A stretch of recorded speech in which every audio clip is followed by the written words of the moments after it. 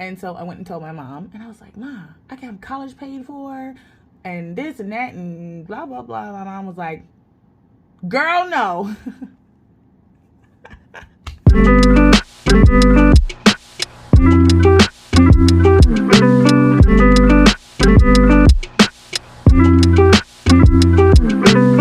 All right, so let's talk. First and foremost, when I do videos like this, each time I'm going to have a different lipstick because I literally have a bag full of lipstick. Let me show you. It's a bag full of lipstick.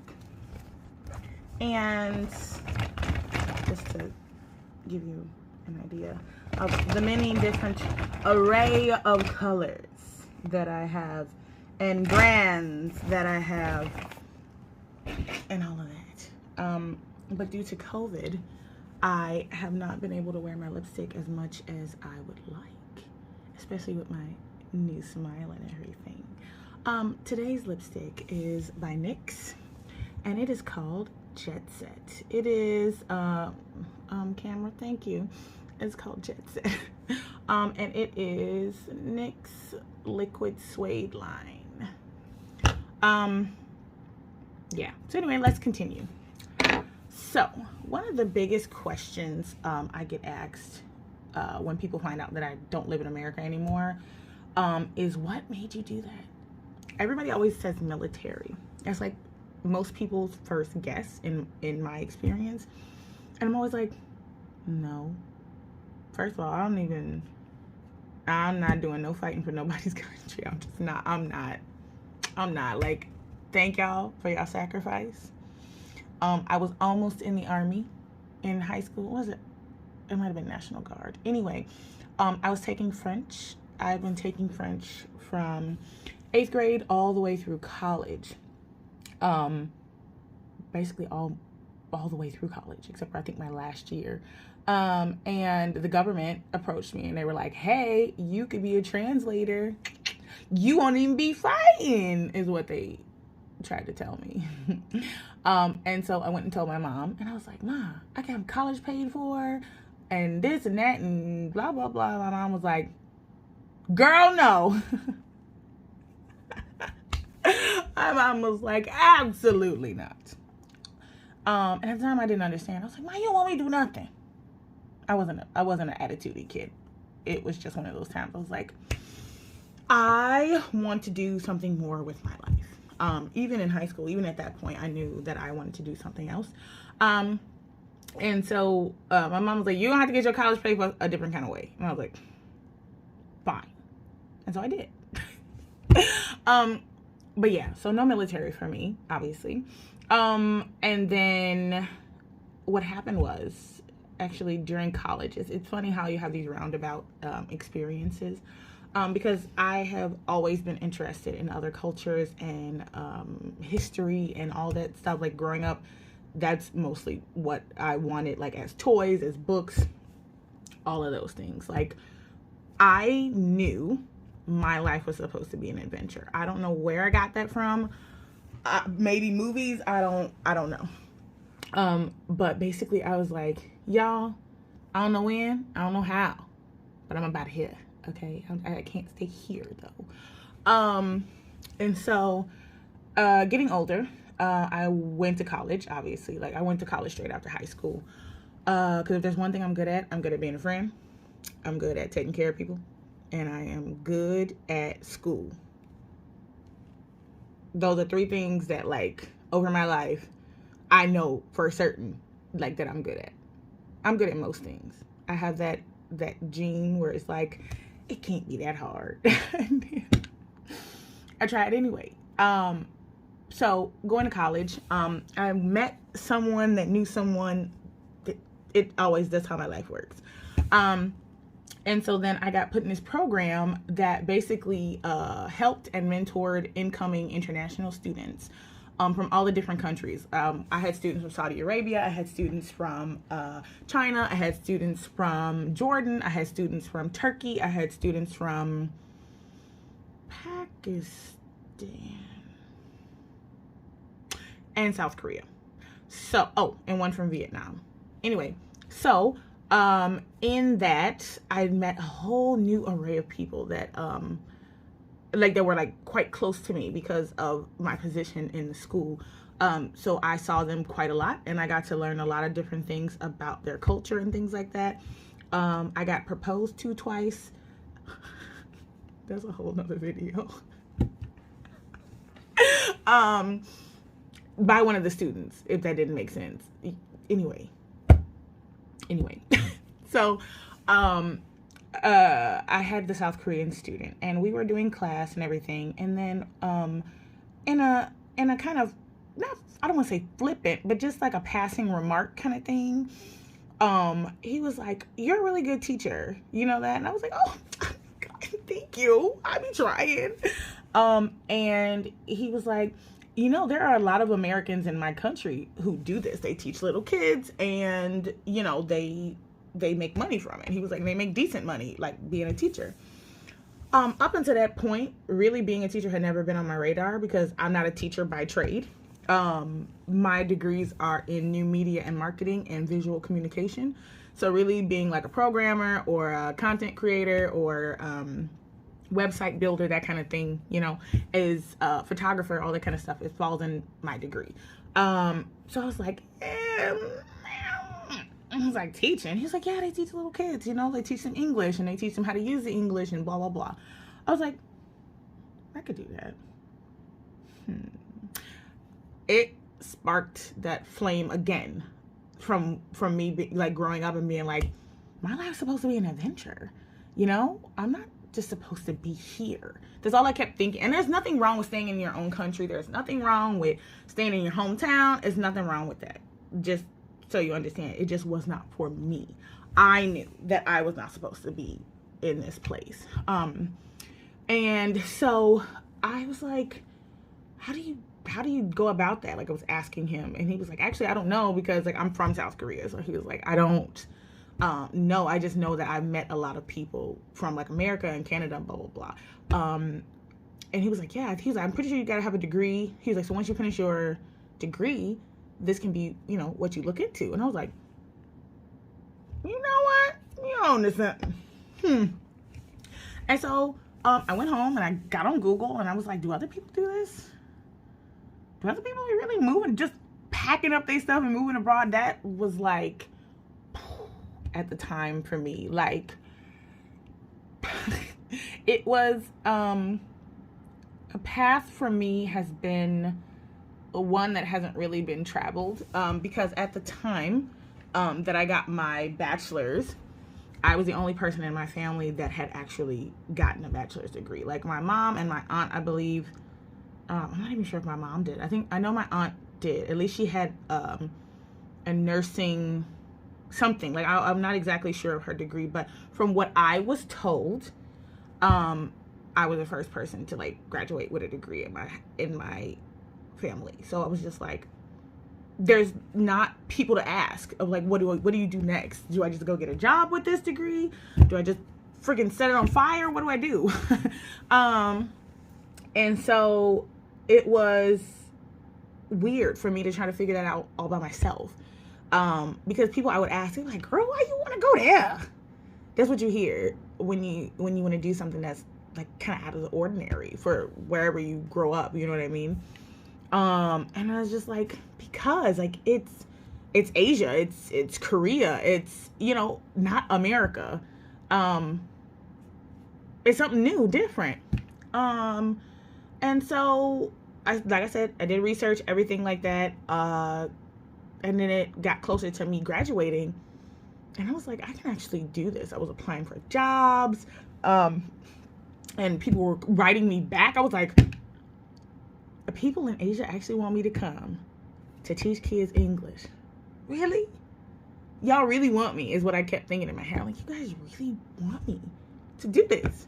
I was like, I'm gonna do this. And it was just like in my head. Even my college wrote, my college, my state, and my city, I think, wrote news articles about my journey, like through college and everything like that. if I can find it, I'll post it. I know I have a picture of the article. I just need to find like the physical one. I don't know. Anyway, if I find it, I'll add it to the video.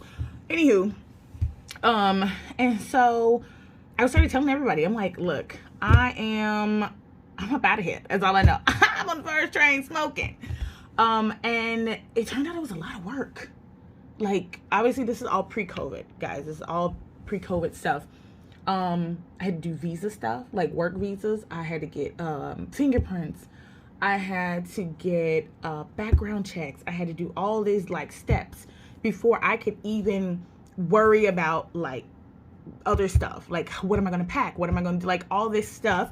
And coming from a poor household, having to do all those steps prior to me making any money was very stressful. It was very, very, very stressful. And I honestly didn't think that I was going to be able to do it. And then somebody else gave me the idea, and they're like, why don't you do a GoFundMe? Because the recruiter I went through initially, he was like, you're going to need about 1,500 USD to come here and, you know, for a month, because you won't get paid for a month. It's like when you work 2-3 weeks before you get a paycheck, like that. But abroad, you usually work a month before that happens. And so he's like, yeah, you're going to need some money to sustain yourself, you know, buy like the setup costs with your apartment, bedding, all this other stuff. You're going to need money, you know? And I was just like, where am I going to get $1,500 from? Like, it was like a crushing weight. Again, I was like, I'm not going to be able to do this. And it's one of those things where you feel like you've talked this up and you've told people, and now people are going to be looking at you like, I knew she wasn't going to be able to do it. I knew she wasn't going nowhere. You know, you start to hear these thoughts and all of that stuff. And I was just like, this it's not going to work out for me, y'all. It's not going to work. And then my mom was like, baby, if you want to do this, we will find a way to support you in doing this. We will, like, we couldn't really save. Like, poor means poor. Okay, there's like nothing to save. It's like either you eat or you save money, like, you know.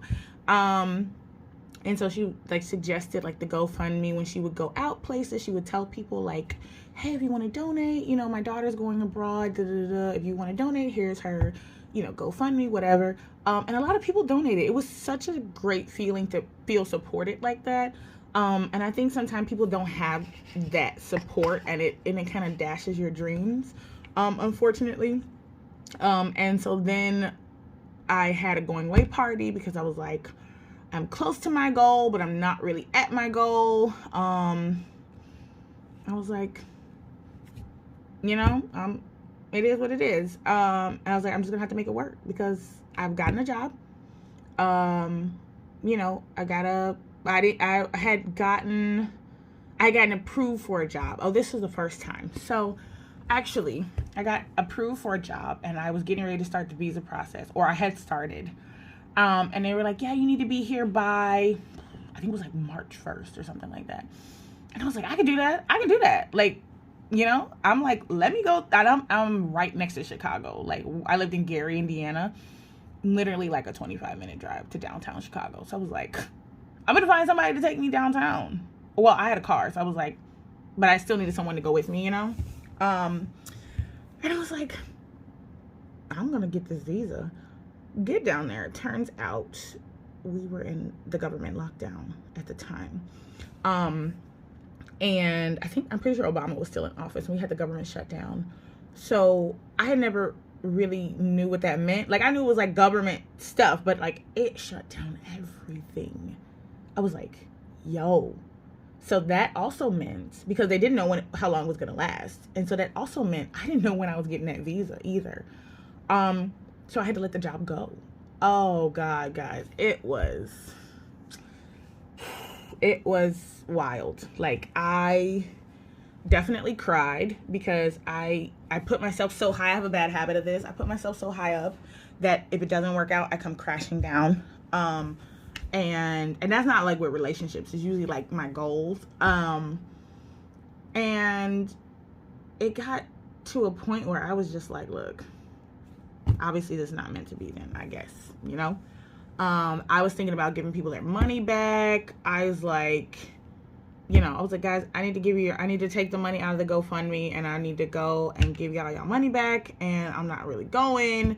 Government shutdown, blah, blah, blah. And pretty much all the people were like, no, keep it, because this was your dream. So, the government shut down right now. Okay. When it's not shut down anymore, look for a job. Look for another job, because obviously the job that I got initially I couldn't do because I wouldn't be there. And I was like, you guys are so nice. They were like, no, we believe in you. Like, that's the point of believing in someone. Even if it doesn't work out, you still, like, you can try again. I was like, because for me, I was just like, okay, I failed, on to the next. And they were like, no, not on to the next. That's your dream. That was your goal. Go for it. Okay, it's not right now. Go for it next year. And I was like, you know what? I can do that. The government not going to stay shut down. Well, it could, but I was like, it's not going to stay shut down. I'm like psyching myself up again. And I had to wait a year and a half before I got another job offer. And it was in Daejeon, South Korea. And I was like, I don't even know what the fuck this is. Because my initial job was in Seoul. And I was like, I'm gonna be in the capital. But I'm so glad I didn't live in Seoul. Like, I'm not a big city girl. I'm right outside the big city. Like, I want to be close enough that I can be like, I can hear the crowd, but I'm going back home where the cheap gas, where the cheap food, everything else is, not in the capital where everything's like uber expensive. No, thank you. So the year and a half went by and everything. And I got the other job offer. The government wasn't shut down anymore. I was like, things are starting to line up again. But remember, I still didn't, what was I working as? I think I was working as like security. I think I was working as security at the time. Hospital security. Yeah. And I thought I was a tough girl. Oh, the hospital days was a little dicey. Anyway, so got the job, got the visa, but still didn't have enough money to actually, like, what the recruiter was saying, like, you need this amount, or like something around this amount so you can eat, bedding, all those things. So I was like, okay, cool. I will see what I can come up with. I tried to save a little bit of money out of my paychecks. I'm talking like $5-10. It was not a lot. And my mom's longtime physician, he was her kidney doctor, but he became her main doctor after a while. He surprised me. It was getting close to the time I was getting ready to leave, and he's like, when do you leave? And I was like, honey, supposed to be next week. And I had a going away party. He couldn't attend because I think his daughter was like getting married or something like that. No, he couldn't attend. Anyway, the daughter being married was later down the line. And he was like, I can't come, but I got a gift for you. He was like, check your email is what he said. And I was like, Dr. Abdullah, what you up to? And I checked my email, and it was from GoFundMe. And it was him putting $500 in my GoFundMe. He was like, enjoy yourself. Learn all the things. Experience all this. Like, he was just like so excited for me. He was like, even though I can't come to your party, I still want to help. And I was like, literally brought me to tears. And I'm not a crier. I like, unless I'm completely overwhelmed. If I'm overwhelmed, I will cry. But just in a general, like, I don't really cry. This is not who I am. And that brought me to tears. Like, for real. I was like, I met all my goals.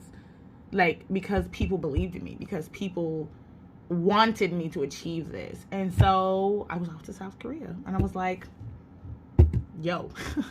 That was the main reason I chose South Korea to begin with. Because of the student that I had.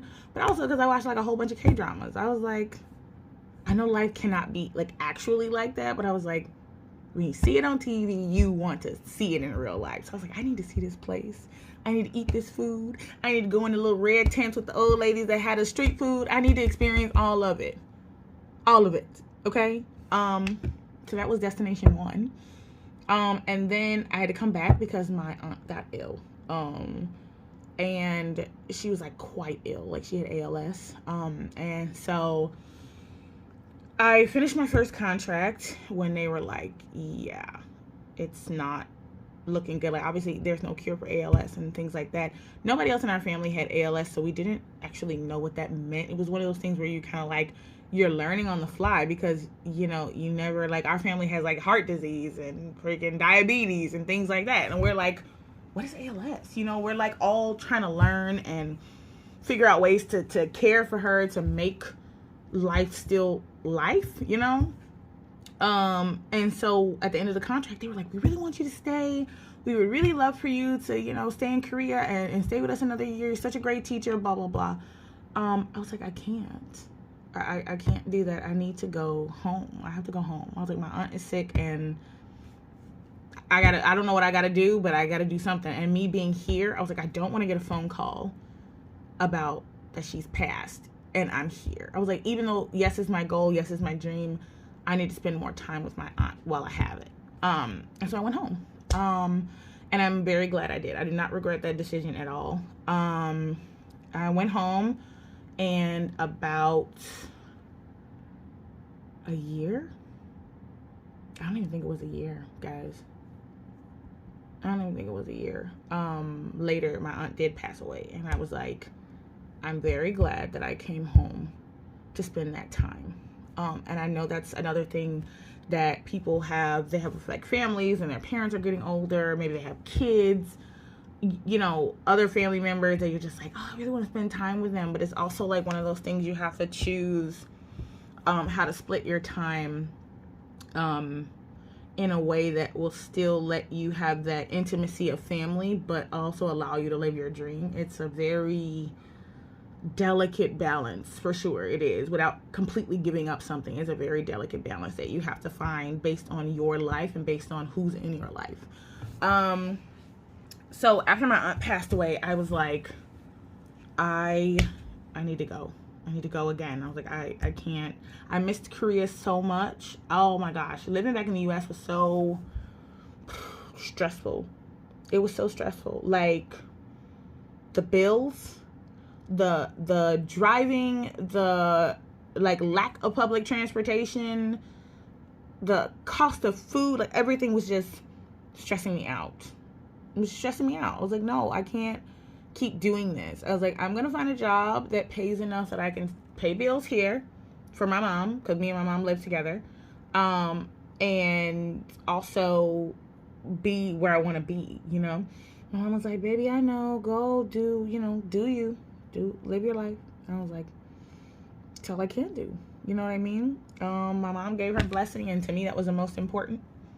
So I left again, and then this time I was back in South Korea. Oh my gosh, guys, when I tell you this story, I'm not gonna put it in this video, but when I tell you this story, it's one of my story time videos. You guys are gonna be like, that is an awful thing to experience, and it absolutely was. But long story short, my mom got ill, and I get a phone call quite early in the morning from my sister and my cousin, and everybody's just like, we don't know if your mom's gonna make it, like, not even overnight. We don't know, so you need to get on a plane now. You need to come now. And I was like, okay. Having a paycheck and splitting it between two households, as you can imagine, is taxing. And I didn't have the money for a flight. But thank goodness it was payday. Like, it was actually payday. And so I was like, oh, well, I'm about to get paid, so I'm on the first train out of here, you know, or first plane out of here. And like I said, story time, I'll explain all the ins and outs, but let me tell you how much of a hassle it was, me getting my paycheck. Yeah. So I was only in Korea that stint for 5 months. And those 5 months were so jam-packed of craziness. But on the upside, I met one of my best friends in that second year. And now we live in Taiwan. We don't live together, but we both lived in the same country again. And so go home, stayed at home a few months, and my mom passed away. All of this is within a year of each other. Not even a year, it was like 9 months. And Yeah. So, after my mom passed away, I was like, y'all, I'm never coming back. Because I mainly came home for my mom. Like, I mainly came home for her and our relationship and everything like that. And so I was like, I don't really want to do South Korea again because that last 5 months was pretty horrible. Even as much as I love Korea, I was like, I think I'm over Korea. I think I need to try another country. And so I chose China. Woo! I chose China because I was in between China, Singapore, and Taiwan. I don't remember. No, it was Hong Kong. And so Singapore was really expensive. I was like, I'm still poor. Can't do that either. And then Hong Kong, I was like, I like Hong Kong, but don't really think I want to live in Hong Kong. I was just like, no. So then I chose China because, like, the amount of money that they were about to pay me, I was like, yo, this is money. So, and it was a private school and all this other stuff. And I was like, okay, this is like a legit school, you know? This is like, I'm making decisions based off the information that I was given. Yeah, it didn't boil down like that. Living in China was definitely top 5 worst experiences I've had living abroad, for sure. Like, for sure. That whole 10 months, I didn't even make it to a year. Like, I finished my contract, but if they had told me that I had to stay there like a full year, I would have just left. Like, I literally, mentally, physically could not deal with living in China anymore. And it always puts me in awe how people live there for years. Like, I met a lady who had lived there for 12 years. Met another guy, he had been there for 15 years. I was like, and you stayed here. I've been here 10 months. And at the time, it wasn't even 10 months. It was like 5 months. I was like, I hate everything about this place. And I am not that kind of person. I'm not like oh, it's not working out for me, so I just hate everything. I'm not. I'm very much a try again person. And that just blew me. I was like, there's nothing for me here. I was like, and then when I was leaving my school, they were like, we'll pay you this amount of money and we'll up your salary to this, and you're gonna have so much money. And I was like, it was then that I realized that even though I didn't have a whole lot of money, like, that's just been my life story thus far. Like, right now I'm comfortable, but in general, like, I didn't really have a lot of money growing up and stuff. And I was like, but money is never going to be worth my peace of mind. China basically like shattered me. It gave me PTSD. It gave me anxieties that I never had before. And mind you, China wasn't my first country, so I'm thinking like it'll be fine. Like, it's still Asia. It's still, you know, they speak a different language or whatever, but, you know, I'm up for learning. Like, I'm just like, ding, ding. And it was not like that. Like, friendship was not like that. Like, eating was not like that. I've never been ill every single day somewhere. Like, I'm not a sick person, thank goodness. Like, I have been relatively healthy. Like, I'm chunky, right? You can tell, right? But I've been a healthy individual. Like, I don't have diabetes. There's no heart problems. There's no blood problems. They're not, like, I'm a healthy individual, okay? Even though I'm overweight. So me being ill every single day I lived in China was strange for me. I was like, I don't know how to deal with this. I can't deal with this. So it really harshly affected my whole view of living there. And again, that'll be another story time because living there was wild too. But yeah, it was at that point I knew that I would never give up my peace of mind for money. And I have stuck to that. I was like, no, yeah, you'll pay me, but somebody else will also pay me. Like, that's my attitude about it now. Like, I'm like, and I'm sure this is coming from a place of privilege. Like, don't get me wrong. Being an American, having an American passport, it does afford me certain privileges to say things like that. Really. I get that. I understand that full well. This is my personal experience, is my personal opinion about these things. Like, I'm not gonna stay in a bad situation. Like, if I'm not happy, I'm not happy. And if there's nothing that the other party can do to make me feel more secure or more supported or whatever, it's not just about money. Because a lot of people felt like that in China. Most people that I talked to were like, but the money's so good. Like, they knew how terrible things were, like where we lived and things like that. But they were like, but the money's so good. Like, that was the excuse I kept getting again and again. I was like, honestly, I'd rather be poor. Like, that's how, for me, how bad it was. Yeah. Again, that's another story time. So then I was leaving, China, and I was like, I don't want to go back home. I definitely don't want to be in the U.S. again, because that's gonna definitely harsh my mellow.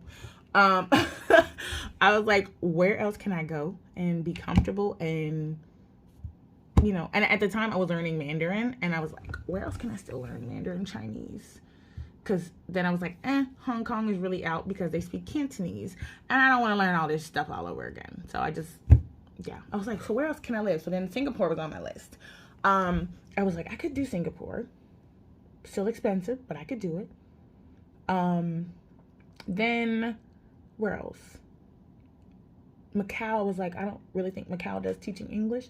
And then I remembered my friend that lives here, and he had messaged me, and he was like, why don't you try Taiwan? You're going to leave China anyway. I was like, that's true. I was like, and Taiwan speaks Mandarin, and I could still learn Mandarin. I could get a, decent teacher and whatever. And so I was like, okay, I'm going to choose Taiwan.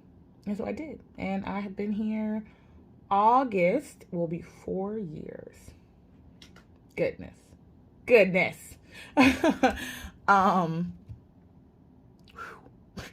I did not think I was going to stay in Taiwan 4 years. Not that I was like that anything bad happened and I was like, I'm up out of here. It just, Taiwan was not, in my head, was not the place that I was going to stay for like a long term kind of thing. But yeah, like it's worked out. Like now I have a car, like I have a great apartment. My job's decent, you know what I mean? It's one of those things where like you never know the road that life is going to take you. And yet you go down that road and you find beauty and you find pain and you find fulfillment. And that has been my journey. Like being abroad, like it's not all roses. Like some people try to make you think it's not just beauty, but there is so much beauty and so much that you experience living with another culture, and having to adapt. You see things, you're just like, that ain't for me, but I can see why y'all like it. And yeah, like, so anybody that wants to move abroad and wants to give it a try, honestly, if you have support and you can get your money in order, you can get your time in order, you can get your, you know what I mean, like job stuff, whatever can make you feel comfortable in a place. Choose a place that is really close to what you want. No matter what country it is, you know, because that's why I chose Korea too, because when I got there were a lot of American products in Korea, so I didn't have to really like super search for a lot of stuff. Like they had the basics, you know, like they had the feminine products, they had the toothpaste, they had the things that I was like used to. They had the food, even though Korean food is top notch. Okay, them and Thai food, top notch for sure. And Vietnamese food. So, excuse me, y'all. Anyway, find a place that's closest to what you want to achieve, like money wise, living situation wise. Like definitely look at what apartment life is like, because a lot of these Asian countries don't have houses because there's no room. Like there are houses, but a lot of them are like family homes, you know. So look at what apartment life is like. Look at what parking is like. Do you want to drive there eventually? All those kind of things. Like you need to make a list and kind of figure out what it is that you kind of want out of living abroad. Because that's exactly what I did. I was like, what? I don't want to just go in like, hey world, I'm here. Because really, it's not like that. It's so many people. Like if you choose Asia, there are so many people. They do not care about these little Westerner problems or these little foreigner problems. They're like, girl, we don't speak English. Why you don't speak my language?